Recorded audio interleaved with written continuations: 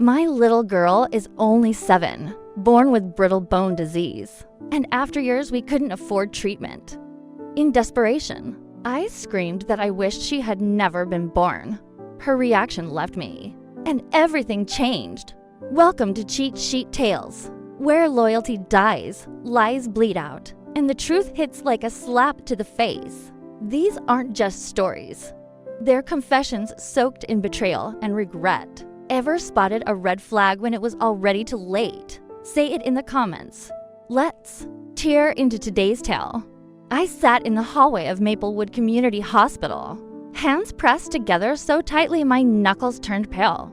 The fluorescent lights above hummed faintly, reflecting off the polished linoleum floors that smelled faintly of antiseptic and floor wax. It was late afternoon, the kind of gray Ohio day that looked like it could rain at any moment. I barely noticed. All I could hear was the echo of my own heartbeat and the sound of my daughter's crying from somewhere behind the closed with those big questioning eyes and hair like spun gold, had bones as fragile as porcelain. One wrong step on the living room rug and her tiny frame had crumpled under her own weight. Another fracture, another trip to the ER. Another bell. I didn't know how he would pay. I pressed my palms to my eyes, willing the tears back. I couldn't cry here. Not in public. Not where strangers could see a mother falling apart. But the truth clawed at me. I was falling apart. I was tired of the sound of casts being cut off and replaced, of painkillers and wheelchairs, of hushed conversations with doctors who said things like chronic condition and long-term care. I was tired of watching Sophie smile through it all. That fragile, heartbreaking smile of a child who had learned far too early how to be brave.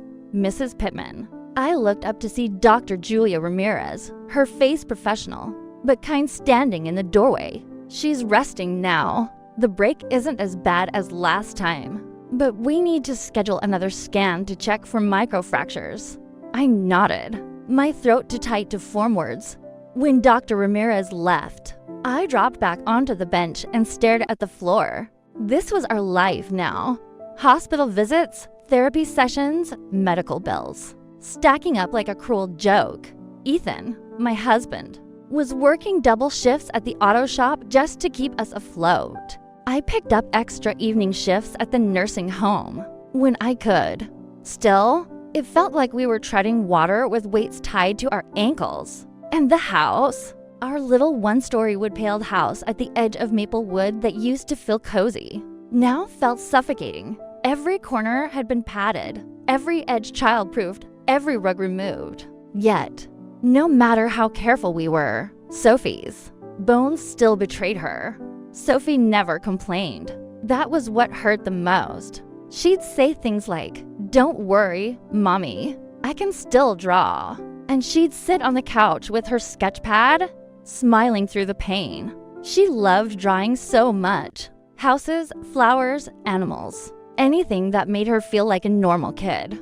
I thought of Ethan, probably hunched over an engine at that very moment, oil on his hands and exhaustion on his face. He'd barely looked at me this morning before rushing out the door. He was shutting down. I could see it, and I didn't know how to reach him anymore. And then there was the money. Always the money. Even with insurance, the out-of-pocket costs for her treatments were crushing. Dr. Ramirez had mentioned a foundation, a charity program that might cover specialized equipment. I'd mentioned it to Ethan last week, and he'd waved me off, his pride, wounded by the idea of asking for help.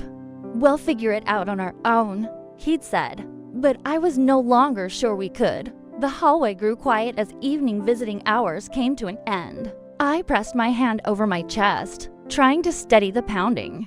Beneath it, I had no answers, no solutions. Just a child who kept breaking, and a marriage that felt like it was splintering, too. Through the door, I heard Sophie's voice, faint but determined. "Mommy." I stood quickly, wiping at my cheeks before stepping inside. She was lying there, small and pale against the hospital sheets, her sketch pad balanced on her knees as if nothing had happened. She gave me that smile, the one that both healed and broke me in the same breath. I took her hand, kissed her knuckles gently, and whispered, "I'm here, sweetheart. I'm right here." Morning sunlight spilled weakly through the thin curtains of our little one-story house, highlighting the scratches on the kitchen table and the stack of unpaid bills, pushed into a corner like an accusation. I stood at the counter pouring coffee into a chipped mug, watching Ethan tighten his work boots. He didn't look at me when he said, "I've got to stay late again. We've got 3 engines torn apart right now."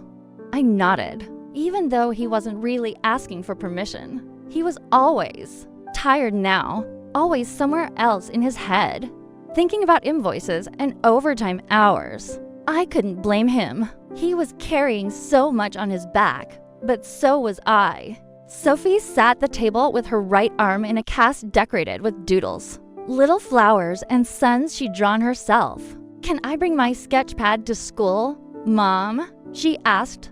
"Of course, sweetheart," I said, managing a smile.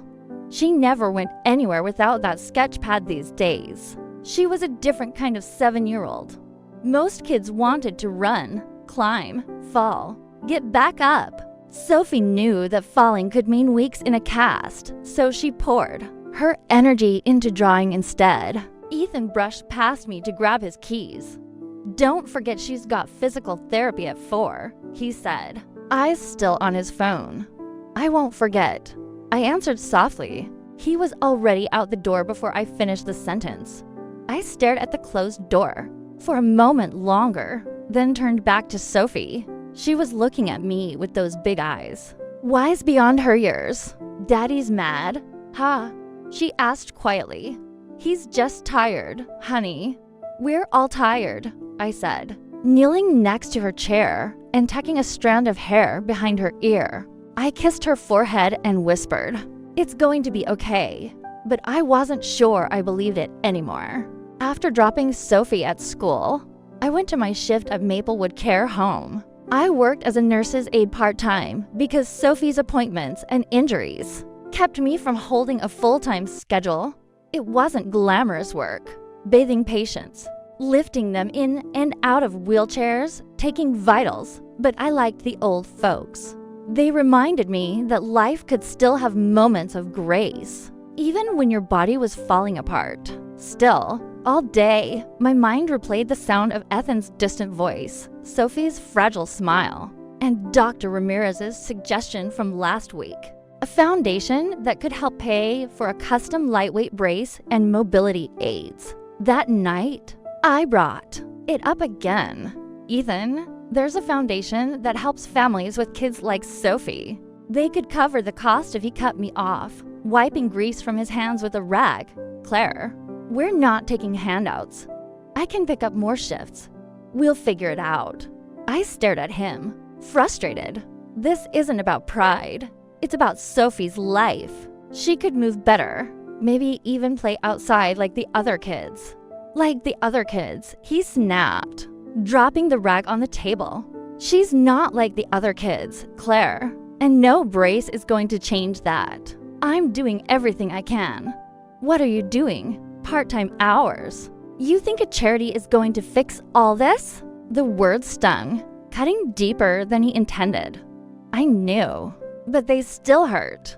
Later that evening, Sophie sat on the couch drawing, oblivious. Or maybe just pretending to be oblivious to the tension swirling in the room. She looked up and said softly, "Mom, can I draw a picture of you smiling?" I nodded, my throat thick, and sat still while she sketched. When she handed me the paper, it was a smiling version of me I barely recognized. "You look happy there," she said. "Yeah, I guess I do," I whispered. I folded the paper and tucked it into my pocket, knowing I'd keep it forever. Because even if I didn't feel like the woman in that drawing, Sophie saw me that way. And maybe somehow that had to be enough for now. By the end of the week, exhaustion clung to me like a second skin. Every day had blurred together. Waking up before dawn, making lunches with one hand while checking Sophie's medical forms with the other, rushing to work, picking her up for physical therapy, and then crawling into bed long after Ethan had already passed out on the couch. It was Friday afternoon when Hannah stopped by. She was my best friend since high school, the kind of person who could read me with one glance. She stepped inside, looked around at the unwashed dishes and the pile of laundry, then at me, still in my scrubs, hair pulled into a messy bun. "Claire, when's the last time you sat down?" she asked. I tried to laugh, but it came out broken.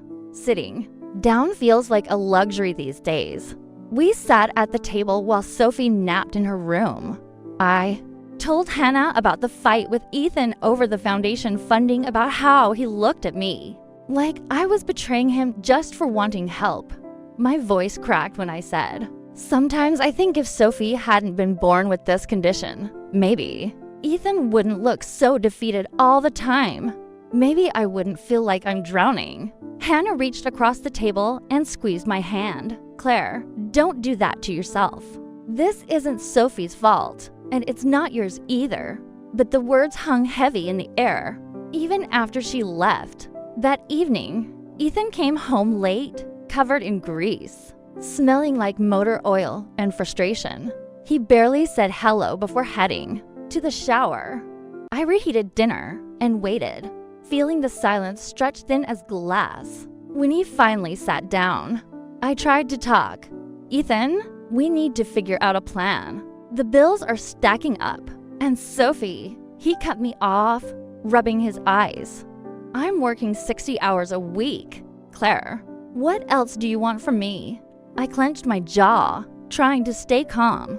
"I want us to be on the same team. I want to stop feeling like we're falling apart every time another bill comes in." He slammed his fork down. "We on the same team.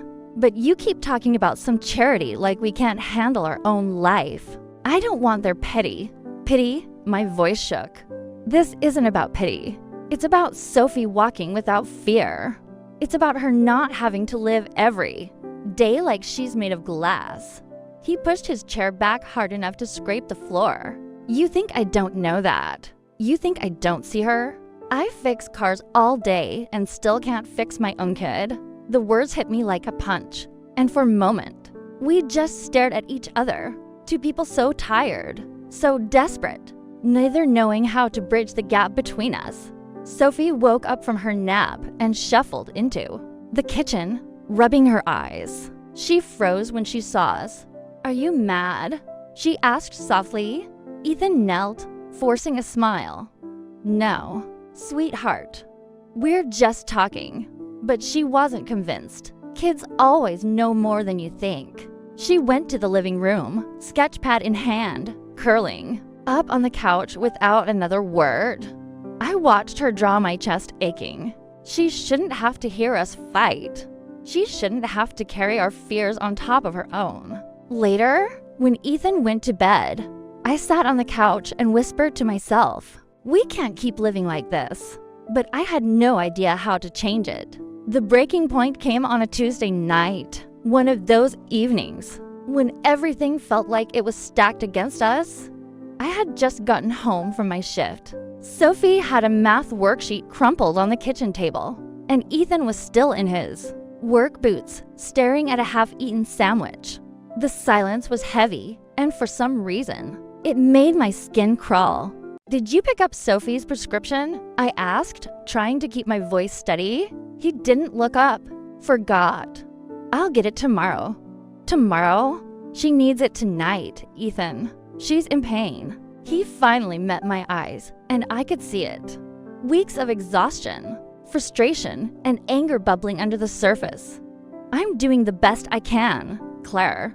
I can't be everywhere at once." I gripped the back of a chair. "I'm not asking you to be everywhere. I'm asking you to care enough to do one thing right now when she needs you." His face hardened. "Don't you dare say I don't care.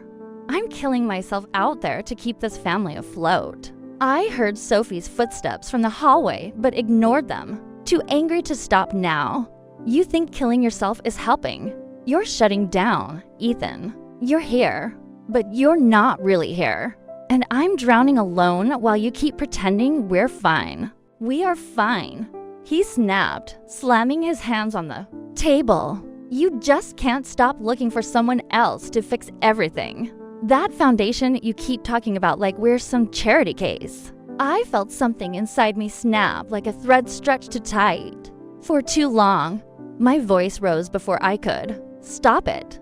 If Sophie hadn't been born with this condition, maybe we wouldn't be here. Maybe we wouldn't be falling apart every single day. The room went silent except for a tiny gasp.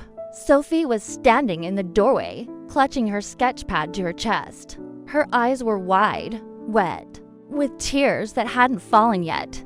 You wish I wasn't born, she whispered. My stomach dropped. Sophie, no, I didn't mean. But she was already backing away, shaking her head, her small shoulders trembling. You don't want me? Her voice cracked before she turned and ran to her room, the door slamming like a gunshot. Ethan stared at me, his face pale with disbelief. What the hell did you just say? I didn't mean it like that, I said, my voice breaking, but he stepped back as if I were someone he didn't recognize. Yeah, well, she heard you, he said coldly. He grabbed his jacket and headed for the door. Ethan, don't. But he was already gone, the door slamming behind him, leaving me in the kitchen with nothing but the echo of my own words. I pressed my hands to my mouth. I wanted to take it back, erase it from the air, erase it from Sophie's memory, but it was too late. Those words were out there now, floating like poison. From behind her closed door, I heard her crying quiet broken sobs that shattered something inside me. I sank to the floor, clutching my knees. Oh God, what have I done? Outside, I could hear the faint murmur of voices. Deborah Collins, the neighbor, talking to someone near the fence. She must have heard everything, and I knew how fast things traveled in Maplewood. By morning, half the neighborhood would know I told my daughter I wished she hadn't been born. For the first time in my life, I wasn't sure if I could fix what I'd broken. Morning light crept into the house like an uninvited guest, cold and harsh. I hadn't slept. I sat on the edge of the couch, still in yesterday's clothes, listening to the silence that came after Sophie's tears had finally stopped sometime past midnight. Her door had stayed shut. Ethan never came home. The words I'd said the night before echoed in my head like a siren I couldn't silence. If Sophie hadn't been born with this condition, maybe we wouldn't be here. It didn't matter what I meant. What mattered was what she heard. By the time Sophie padded out of her room, clutching her sketch pad like a shield, her eyes were red and swollen. She wouldn't meet my gaze. I crouched down, reaching for her hand. Sweetheart, about last night. I didn't mean what I said. I was angry and tired, and she pulled her hand back gently. Can I go to school early? Her voice was small, flat, as if all the sparkle had been scraped out of it. I swallowed hard. Sure, baby. After dropping her off, I headed to the grocery store. That's when it started. Two women by the produce all lowered their voices, but not enough. Did you hear about Claire Whitman? Told her kid she wished she wasn't born. My stomach twisted. I turned the corner quickly, pretending I hadn't heard, but I had. By afternoon, I knew Deborah Collins had talked. She was out watering her roses when I came home, her lips pressed in a line of fox sympathy. Morning, Claire. I hope Sophie's doing all right after, last night. Her eyes lingered like she was waiting for me to confess. I tightened my grip on the grocery bag. She's fine, I said curtly, heading inside before she could add another dagger of small-town pity. Inside, the silence pressed down heavier than before. Ethan still hadn't come home. His phone went straight to voicemail. I paced the living room, trying to figure out what to do next until Hannah showed up without calling. She stepped inside and shut the door behind her. Okay. What happened? I just heard from someone at the school, and they're saying she stopped at the look on my face. Oh, Claire. Tears welled to my eyes. I didn't mean it, Hannah. I was so angry, so scared, and it just came out and she heard me. My voice cracked as I added, I don't know how to fix it. She thinks I don't want her. Hannah sat me down and held my hands. Listen to me. You made a mistake. Yes, but you love that little girl. She knows it, even if she's hurt right now. But you need to show her with actions, not just words. I wiped at my cheeks. I don't even know where to start. Ethan's gone. Sophie's barely looking at me. And half the neighborhood thinks I'm some kind of monster. Hannah hesitated before speaking again. Then maybe it's time to get some help. Claire, call your mom. I know it's been years, but she might be able to help. Or at least give you a place to breathe for a minute. The thought made me flinch. My mother, Margaret, and I hadn't spoken in almost 4 years. Too many arguments about life choices and pride. But maybe Hannah was right. Maybe I didn't have any pride left to lose. That night, Sophie stayed in her room again, sketching quietly. I sat outside her door, listening to the scratch of pencil on paper, wanting so badly to just open it, scoop her up, and erase last night. But I stayed there, knees tucked to my chest, whispering through the door, I'm sorry, baby.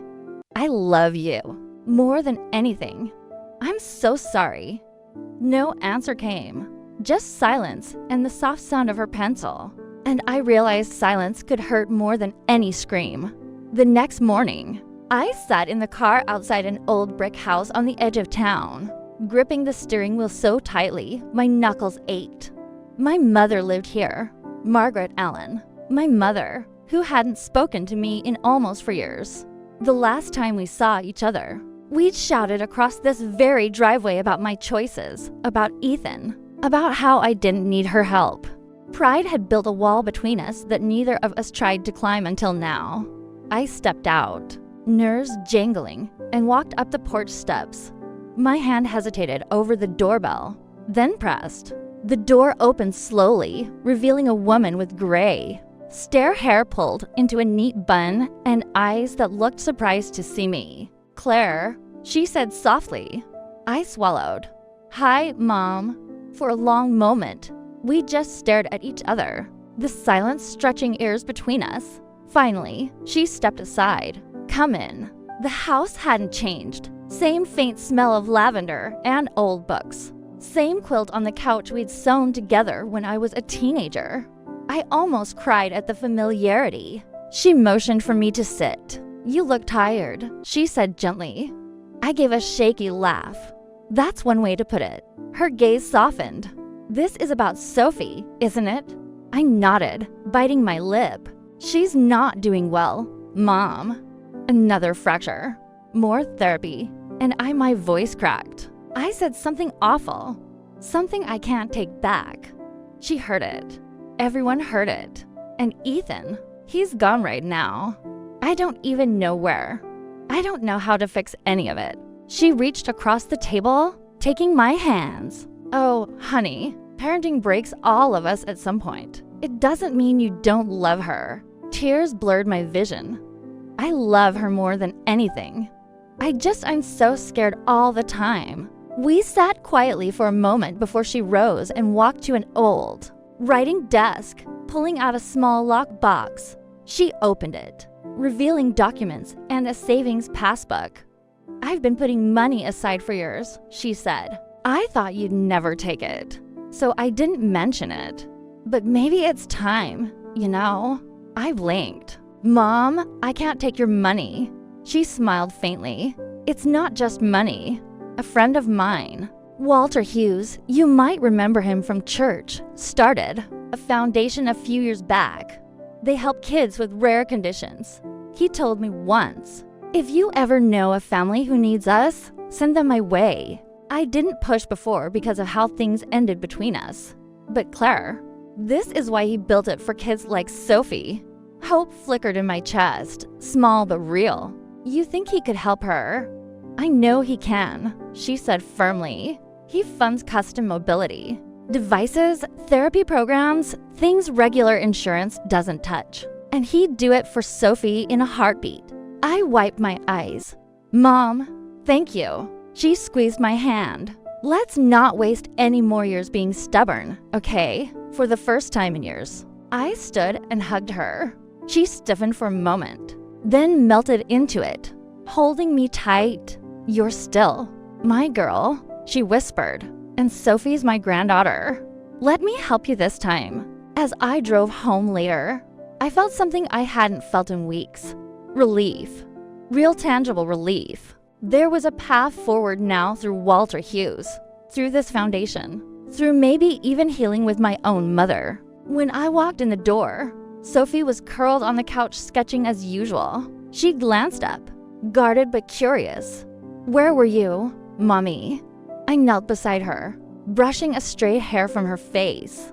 I went to see Grandma, and I think we found someone who can help you walk easier, sweetheart. Someone who believes you can do more than just sit and draw.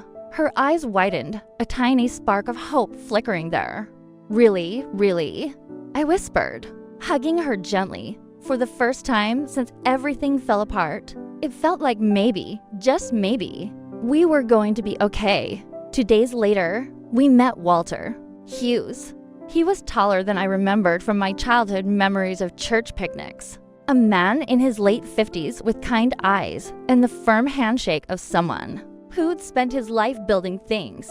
He welcomed us into his modest office, walls lined, with photos of kids who had received help from his foundation. I read Margaret's message. He said, smiling at Sophie, "She tells me you're an artist." Sophie held up her sketch pad shiny. "I like to draw flowers and houses and people sometimes." Walter crouched down to her level. "Well, that's good because we're about to draw a whole new picture for you. A picture where you move around easier." He explained that the foundation could provide a custom lightweight brace and adaptive crutches designed specifically for kids with brittle bones. "This isn't about pity," he said firmly, looking at me. "This is about potential. Every kid deserves a chance to do a little more, to feel a little freer." Sophie's face lit up in a way I hadn't seen in weeks. She traced the edge of her cast and whispered, "Will it hurt?" Walter shook his head. "Nope. It'll feel different, but not painful.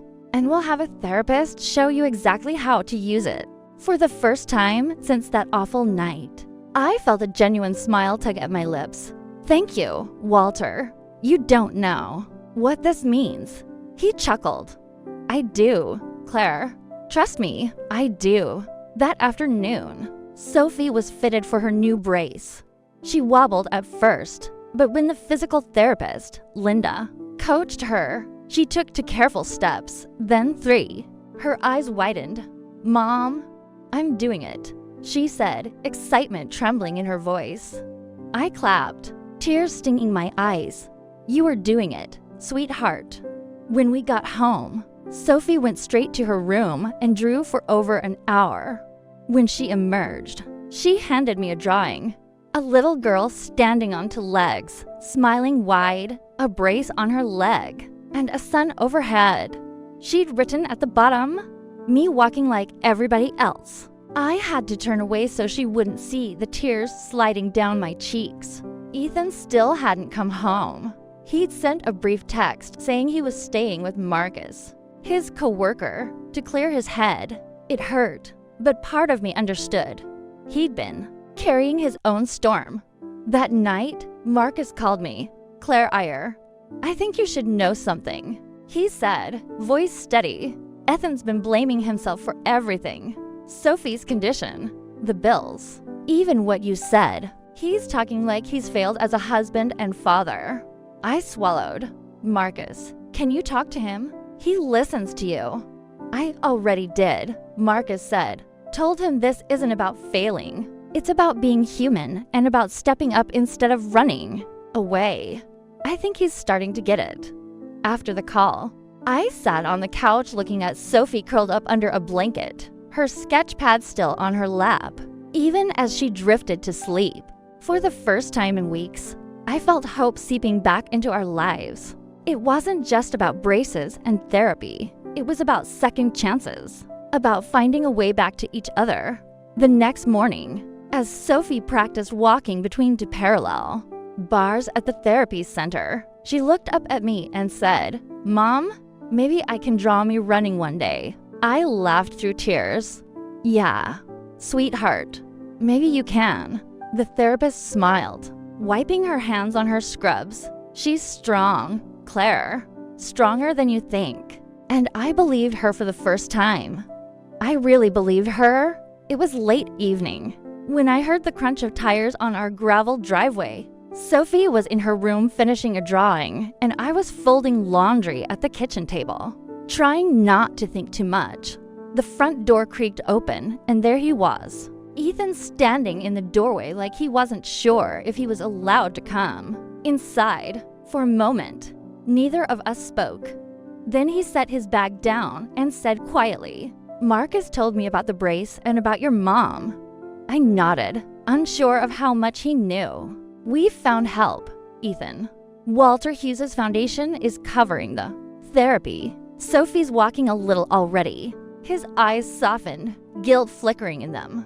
I should have been here for that. I put the laundry aside and stepped closer. "You were hurting, too. I get it. But Ethan, we can't keep running from each other. We have to be on the same side. For Sophie, for us." He ran a hand over his face. "I know. I thought if I just worked harder, it would fix everything. But all I did was disappear when you needed me most." He looked up, his voice breaking slightly. "And I left you alone after you said that thing, Claire. She's just a kid." Hearing those words, "I know," I said quickly, tears rising again. "I hate myself for it. I didn't mean it, Ethan. I was drowning, and it came out all wrong. But it's stuck in her head now, and I don't know how to make her believe I love her." He stepped closer and took my hands. "Then let's show her together." We walked to Sophie's room. She was sitting cross-legged on the floor, sketch pad in her lap. She looked up, surprised to see Ethan. "Daddy." "Hey, sweetheart." He knelt, opening his arms, and she climbed into them without hesitation, clinging to his neck. "I'm sorry I wasn't here," he whispered. "I'm sorry for leaving you and Mommy. That wasn't right." Sophie nodded, pressing her face into his shirt. Then she glanced at me, her eyes hesitant. "Do you still wish I wasn't born, Mommy?" My heart cracked. I dropped to my knees beside them. "No, baby. I don't wish that. Not ever. I love you so much. It scares me sometimes." And I was scared when I said that. I never should have let those words come out. I cooped her cheeks gently. "You are the best thing that's ever happened to me." For a long moment, she just looked at me, then threw her arms around my neck. "I love you, Mommy. I love you, too, sweetheart. Always." Ethan wrapped his arms around both of us, holding us close. And for the first time in weeks, we felt like a family again. The next day, Sophie wanted to show us her progress at therapy as she walked carefully with her new brace. A few neighbors, including Deborah Collins, gathered by the sidewalk. Deborah had that tight smile of someone who wanted to say something but didn't know how. When Sophie finished her steps, she turned, beaming. "I did it, Mommy. Daddy, look." We clapped, cheering, and Deborah stepped forward. "Claire," she said softly. I might have repeated something I shouldn't have. I judged too quickly. "I'm sorry." I took a deep breath, choosing grace over anger. "Thank you, Deborah. Sophie's doing better now, and that's what matters." Deborah crouched to Sophie's level. "You're very brave, young lady. Keep showing us how it's done." Sophie smiled shiny, clutching her sketch pad like it was part of her. "I'm drawing me walking today," she said. Deborah nodded. "I hope you'll show me when you finish." For the first time in weeks, I felt the weight on my chest ease. Not everything was fixed, but we were finally moving in the right direction together.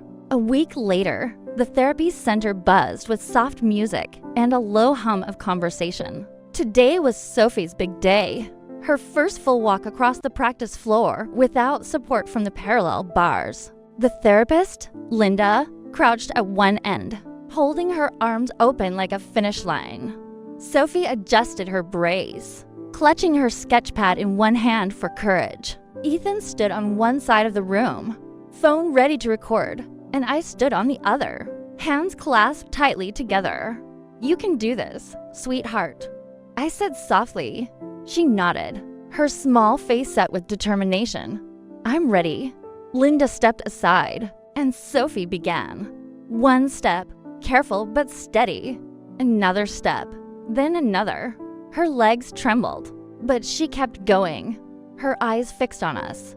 When she reached the end, she burst into a grin so wide it nearly split her face. "I did it," she shouted, her voice echoing in the quiet room. Ethan hooped, sweeping her into his arms, spinning her once before setting her gently down. "You're incredible, kiddo." I knelt and hugged her tight, tears streaming freely now. "I'm so proud of you, baby girl. So proud."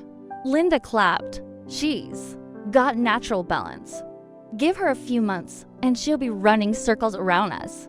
Sophie giggled, running and drawing at the same time. That evening, back at home, Sophie sat at the kitchen table working on a new drawing for the local Dream Big Kids art contest. She focused with the seriousness of someone painting a masterpiece, tongue poking out slightly as she shaded the final corner. When she was done, she held it up. The picture showed a little girl herself walking with her brace in one hand and holding hands with her parents in the other. Above them in a child's careful handwriting were the words, "We're stronger. Together. Can I submit it, Mom?" she asked. "You absolutely can." I kissed the top of her head. "It's perfect." 2 weeks later, an envelope arrived. Sophie opened it herself, hands shaking a little. Inside was a certificate. Second place. Maplewood. Dream Big Art Contest. Her eyes widened. Then she squealed, holding it high. "I won something." "You earned it, sweetheart," Ethan said, lifting her onto his shoulders while she laughed. We pinned the certificate on the fridge right next to her old drawing of me smiling. Only this time. The smile felt real. That night, as Sophie slept, Ethan and I sat on the porch. The warm Ohio evening wrapped around us like a soft blanket. Fireflies blinked in the yard, and somewhere far away, a train whistle blew. He reached for my hand. "You know, I almost didn't come back that night," he admitted quietly. "I thought maybe you and Sophie would be better off without me." I squeezed his hand. "I thought the same thing about myself, Ethan, but we were wrong. We just forgot how to lean on each other." He nodded, eyes glinting in the porch light. "We're going to be okay, aren't we?" I smiled, feeling the truth settle deep inside me. "Yeah, we are." I checked on Sophie one last time before bed. She was curled up with her sketch pad, a faint smile on her lips. I brushed a strand of hair from her forehead and whispered, "You are my greatest joy, Sophie Pittman, always." In that quiet moment, I thought back to the words I'd once said in anger, the words I thought might define us forever.